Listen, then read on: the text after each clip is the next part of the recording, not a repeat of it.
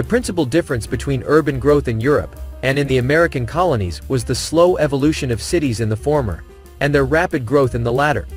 In Europe, they grew over a period of centuries from town economies to their present urban structure. In North America, they started as wilderness communities and developed to mature urbanisms in little more than a century. In the early colonial day in North America, small cities sprang up along the Atlantic coastline, mostly in what are now New America.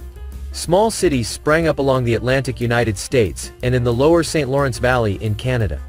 This was natural because these areas were nearest England and France, particularly England, from which most capital goods, assets such as equipment, and many consumer goods were imported. Merchandising establishments were, accordingly, advantageously located in port cities from which goods could be readily distributed to interior settlements. Here, too, were the favored locations for processing raw materials prior to export.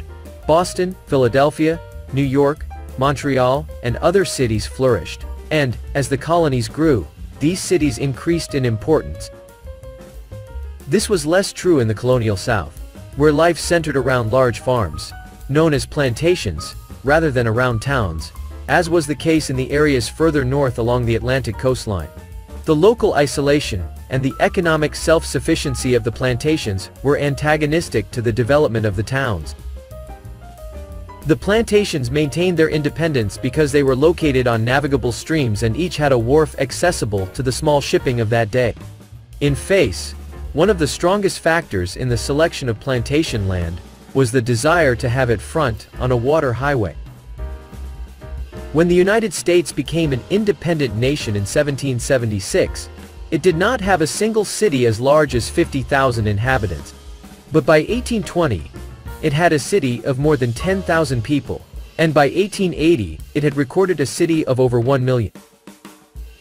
It was not until after 1823, after the mechanization of the spinning and weaving industries, that cities started drawing young people away from farms.